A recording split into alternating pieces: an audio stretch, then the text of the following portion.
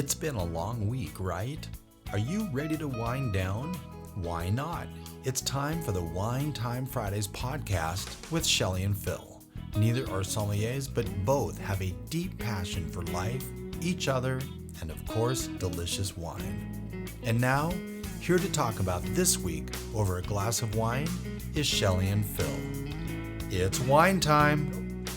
Hello and welcome to another episode of Wine Time Fridays with Shelley and Phil on this Friday, February 24th, one day before Open That Bottle Night 2023. Shelley, happy Friday. It's wine time. That was weird. It's wine time. It's Friday. So we've got a rosé. It's very pink for our reception wine. Pinky orange. Look at that. That's really good. It's not as sweet as it Château family. Yeah. Yes. And we've had this in the past. Kind of like it. Anyway, that's courtesy of Shelley from Coeur d'Alene Fresh. Oh, before I go, since I brought up Coeur d'Alene Fresh, let me just say March 3rd is organic wine tasting at Coeur d'Alene Fresh. We will put the link in the show notes, but go and show Marla your support by going there. She's very excited about that, the organic wines. And it's kind of, she claims it's the only one, or the first and only one in North Idaho to have it. Organic tasting. That's probably true. Yeah. So there's that. And we're gonna get right into this. So the whole idea of Open That Bottle Night, Shelley, is to make the wine the occasion, not match the wine with the occasion. So, right, which is kind of natural, right? Oh my gosh, we're having this great anniversary. We're having this great birthday party. He's a jolly good fellow day, and then you go and you look at your wines because you have some special wines, and you're like, no, that's too good. Oh, this one's too good too. And you know what happens? You never open them. And then they go back. Yeah, they dump them down a gutter.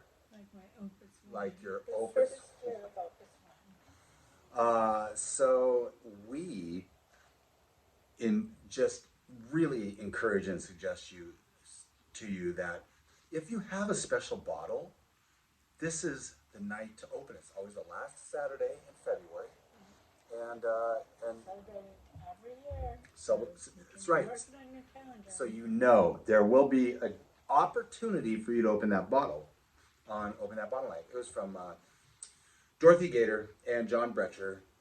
We had them on a year ago to explain because we had tastings column in Wall Street Journal. yes, for over a decade, I think, and they came up with this because so many people asked them, "We've got this great bottle. When should we open it?" And they're like, "This weekend." Yeah. Make it about the wine. So wine is meant to be drank, not laid down to go to ruin. So Well, no, some. well, for you sure. lie down, but some that you keep wondering to like, maybe you should. Open that bottle. Have a party. We usually do. Yeah, this year sadly we are not. Well, we're having a party of two, and you guys are invited to this right now. Even though it's the night before Open That Bottle Night, these are the wines we're opening. Two of them, okay? And we have actually quite a few that would qualify for this. We have a magnum of Cabernet Sauvignon from Sky that will probably number 0001 that Lindsay and Brian, my daughter Lindsay and husband Brian, gave me for my birthday one year. That will be opened with them. We have a couple of bottles from Holly that Katie, Shelley's daughter, let's just say her name. It's okay. She won't listen. Probably not. We're gonna wait to open those. Those are special. And by the way, they're built to lay down. We've got an Opus One that we will not wait too long and dump down. This 2017 Opus One that Brian gave me when I was in ICU in 2021. So there are bottles that qualify, but these two we picked out, and we will explain why as we open them. This one, can you pronounce this? Pét-Nat? Pét-Nat. Tapada. It's a Portuguese wine. Yeah. And it has a bottle cap because it's got a little bit of fizz in it. That's because of the way it was fermented. I'm a little nervous to open this. Well, just keep it away from your computer and the microphone. Got it. So, can we pour this in the one white glass too? Let's or do you want to do it in the pour red? One red. Okay. Because we need the smaller one for the Sauternes. We have a Sauterne to open. So, let's see what this looks like. It is effervescent. Look at that.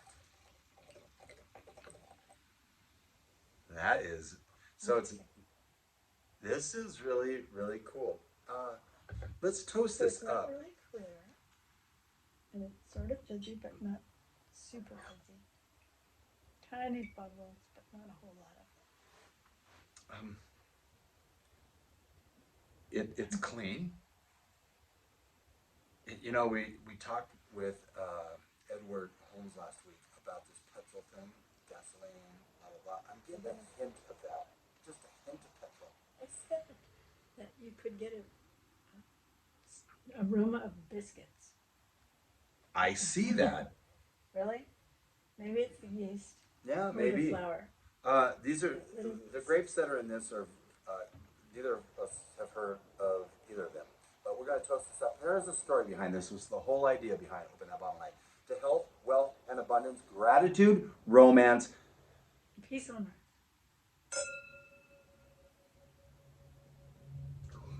earth. It is fizzy. Not overly fizzy, but just a tiny, tiny fizzy. This reminds me of a champagne. It does? And I think that might be that yeast part of it. It reminds me of a champagne. They use method ancestral to ferment this wine. So they don't add many sulfites. And they keep the some of the leaves in there. That's why you have like sort of cloudy color. It's not completely clear. So the story behind this particular wine is a friend of ours, Chris Cochran, can be my nemesis on bets. It seems like every freaking bet we have, he wins, and it's cost me wine, it's cost me money, and Shelley, I'm a little competitive, and I won the other day though. in what? I already forgot. In the Super Bowl, yeah. By the way, you got your foot rubbed last Sunday, so there you go. That was the bet. And I did it with joy because, by the way, you're not my nemesis. I enjoy rubbing your feet. I do not like losing bets to Chris. I lost bets to Chris during. You won this bet, didn't you? Yes, it's a build-up. It's a story. You know how I like to jump to the conclusion. Like you just did. You kind of ruined it. Not really, because you can't ruin anything. But I lost at the Brewery Olympics for our Rotary. It's a whole collection of games you can play while holding a beer. Thus Brewery Olympics, and we're Rotary on the Rocks. So I lost to him there. That really irritated me. I probably didn't let on to him how much that irritated me. But we had a bet last fall. So the Mariners were pushing to get to the playoffs for the first time in like 22 years. It's a long time, Shelley. It's still a long time. Well, no, they made the playoffs. Oh, the playoffs, okay. Yeah, they didn't, and they actually knocked off Toronto first series, which nobody expected. But here's the deal. As they were playing, I put out a bet, and I will actually put the episode of that Greatest Song You Never Heard podcast episode, because that bet was made public on that episode on how many games the Mariners will win the rest of the year. And I blew them out of the water because I knew they weren't going to quite win as many. He is a true fan being fanatic. He doesn't think straight, Shelley. He his Oh, emotion. all of them. That's right. His emotion gets in the way. I'm, believe it or not, a little bit more realistic. And I'm guessing he may be listening to this episode. So I'm really, really trying to shovel this on really deep in there. And anyway, so he owed me this bottle of wine, and he picked this out. Because that was the bet. That was the bet, yep. And it had to be a unique wine. It couldn't be like, just like what you would normally get. It had to be something with a story. And this is that wine that he picked out. And it does have a story. Just kind of unveiled it a little bit. And it's pretty dang good. Got this at Bottle Joy. In fact, it was Chris that connected Kurt and I. And then Kurt and Bottle Joy became sponsors, and then they connected us with Jay Bookwalter and Edward Holmes. I mean, it's really interesting, the relationships that you can build when you just pay attention and open up your life to more adventures, really. So This is really good. it is fantastic. It's different, but it's really good. Yeah, I have tasted nothing like this. Ever. Chris, you suck at predicting how many games the Mariners are going to win, but you are really good at picking out a fantastic wine to pay off your bets. We are going to take a quick break. When we come back, we're going to get into a Sauternes.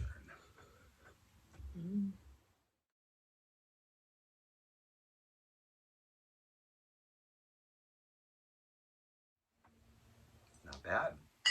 Ooh. Welcome back to Wine Time Fridays with Shelley and Phil. And this is something now Shelley's been highly looking forward to. I have also. We there's a story behind Sauternes, isn't there? Is there? A little bit. I just love Sauternes. I think I Really gave good with picnics. I think I gave you notes about Sauternes. Oh, wow. It's got the noble rot. It's been affected by the noble rot. Yeah, well, So the noble rot is Botrytis cinerea.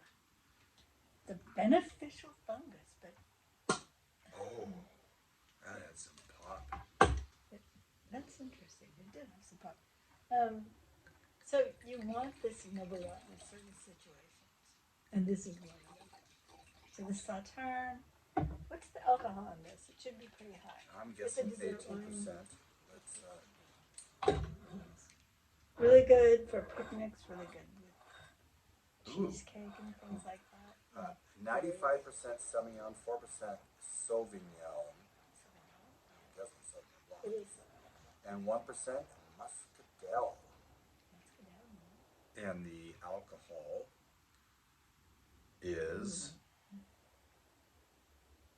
13%. Really? Seems very low. Yeah, that's fine. And that was also on. So let's hashtag cheersy. Cheersing.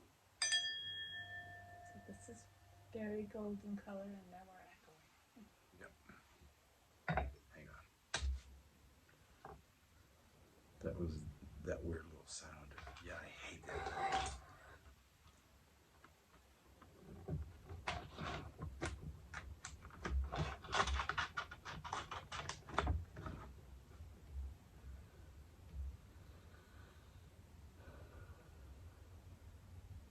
Haven't had that happen for a while. No.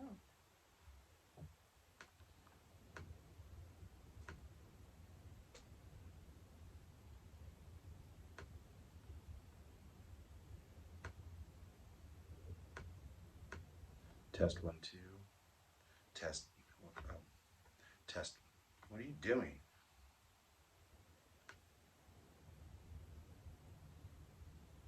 Can you say something? I could say Beerenausless. They're now living. Hang on. There we go. Okay. Where were we? We were just tasting that. We toasted. We toasted, yeah. It echoed. Let's toast again. Hashtag cheersy. Cheers.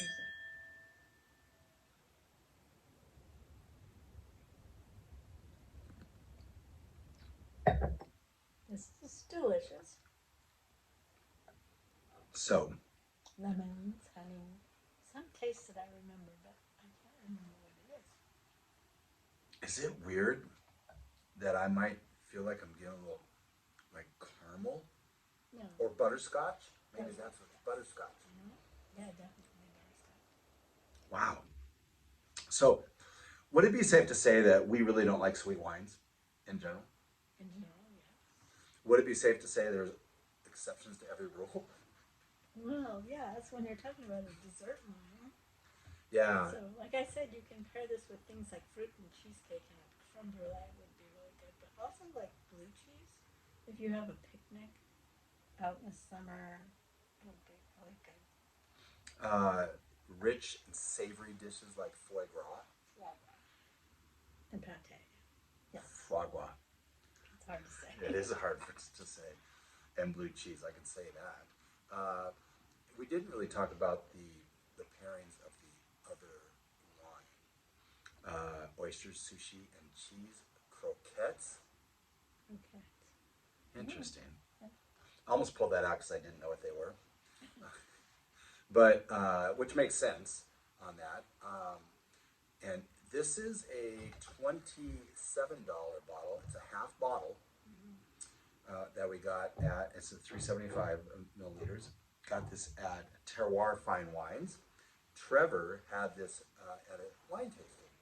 And Shelley liked it so much, she's like, I want a bottle of that. It's small. So, Generally, they don't come in large bottles. no.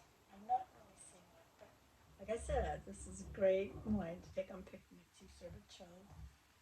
It's got botrytis in it, and so the fruit's left on the vine for a long time, so you can concentrate the sugars into the grapes, and then this takes over. So other wines that have botrytis in them are like Tapada and Baronauslis, like Trockenbaronauslis. Yeah.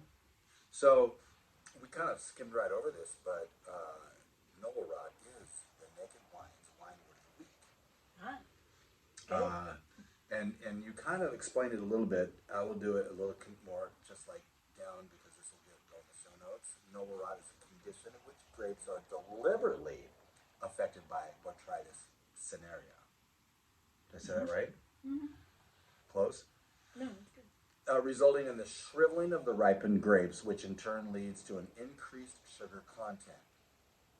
This is what we're getting. This results in the production of sweet, and the most important word is complex, It is complex. flavors and aromas in the resulting wine. There's a whole lot of flavors on here. This thing has got a lot of depth. Lots of citrus, lots of stone fruits.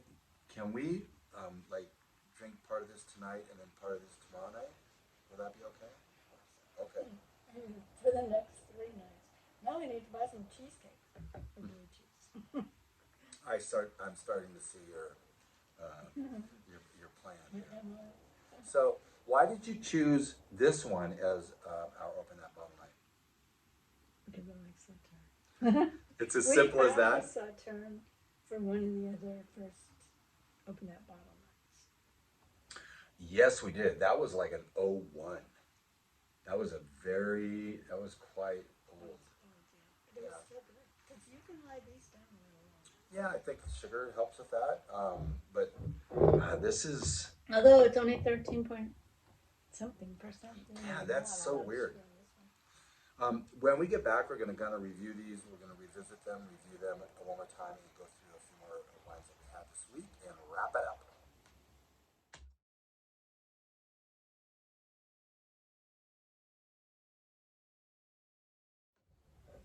Welcome back to Wine Time Fridays with Shelley and Phil, episode 149. I don't think you said that at the front end. Episode 149 on this February 24th. Tomorrow is Open That Bottle Night 2023. Wanted to say a huge thank you to Edward Holmes with J. Bookwalter. That was so much fun.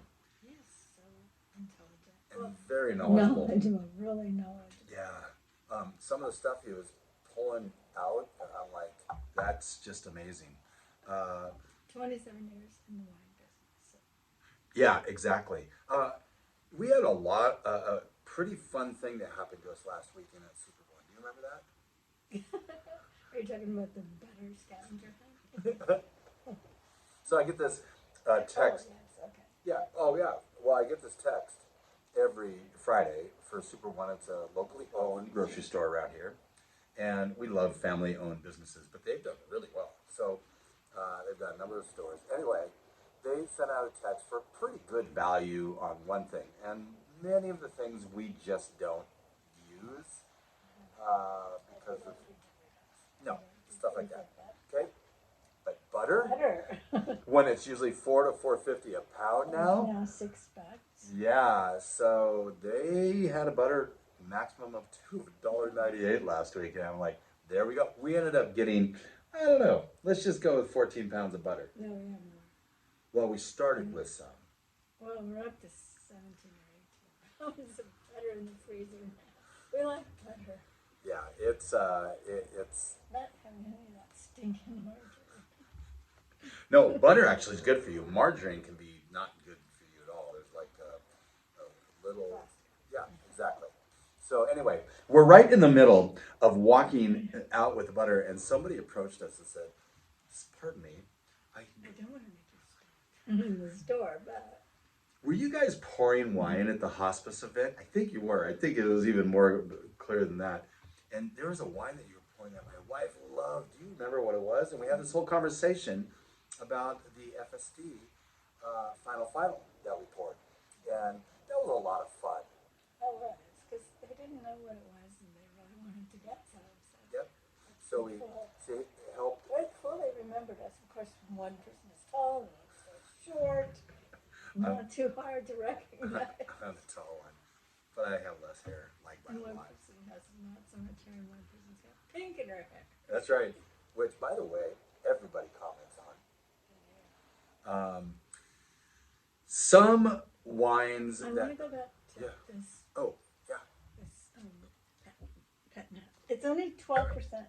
That's alcohol. right. I meant, and yeah. I wanted to say that because it's a lower alcohol wine.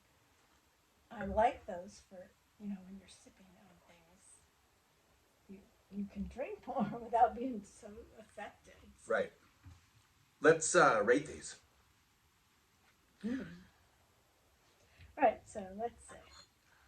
I want to say the first one, pretty damn good. Pretty damn good. I'm right with you on that. Pretty damn good. This next one, I'm saying practically perfect. Really? Now, I'm not going to go there because I've had better Sauternes, and maybe it's just because they were older. Possibly. It's really nice, really lovely. So I'm going to say also pretty damn good. So we're going to go both these pretty damn good. Except you said. Yeah, but I was on the fence. The You wind were just copying me. the wind blew and blew me over to the practically perfect side, but I crawled back up and I went over to the good side, the light side. I stay away from the dark side. What? Oh, that was an elevation you were giving it.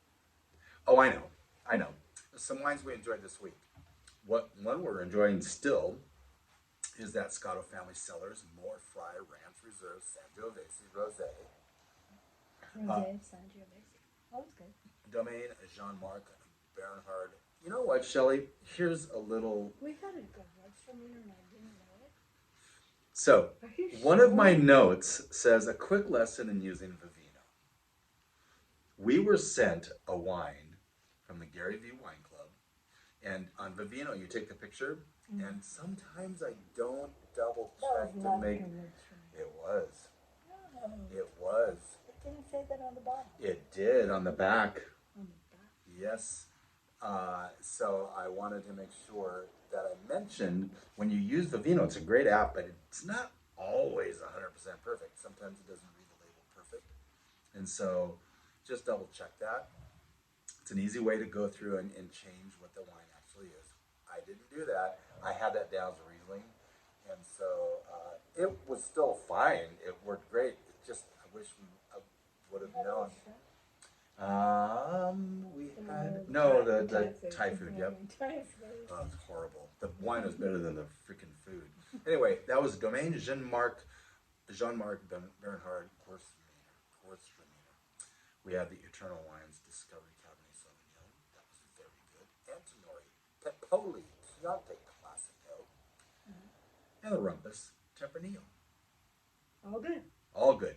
Do you want to shed some light on what we've got coming up down the road? Okay. We have International Riesling Day on March 13th. I guess, well, now we can find another Riesling because that wasn't really a Riesling. I already have a Riesling picked out for that one. Oh, okay.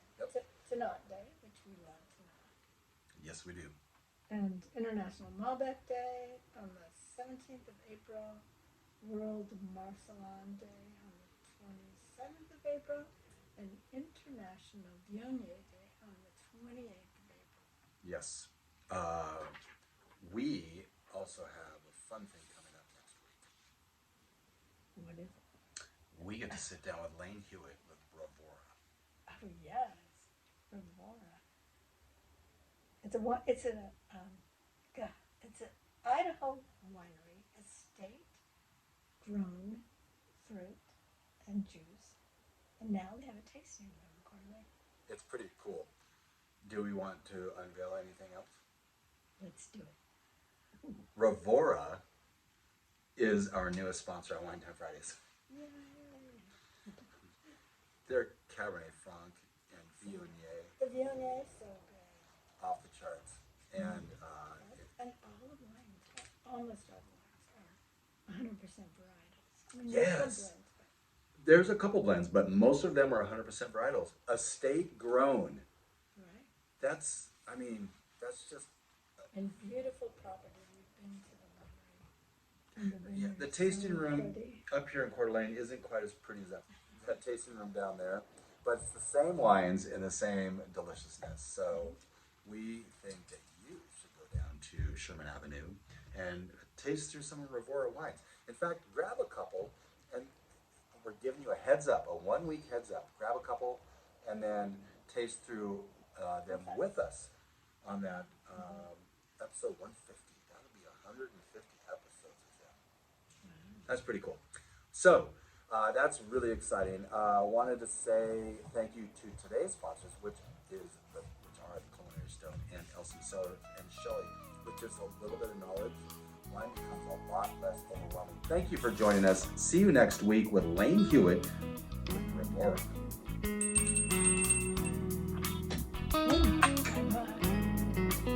Thank you for spending part of your day to wind down with Shelley and Phil. Remember, you can listen to any episode of the Wine Time Fridays podcast by visiting winetimefridays.com or wherever you get your podcasts.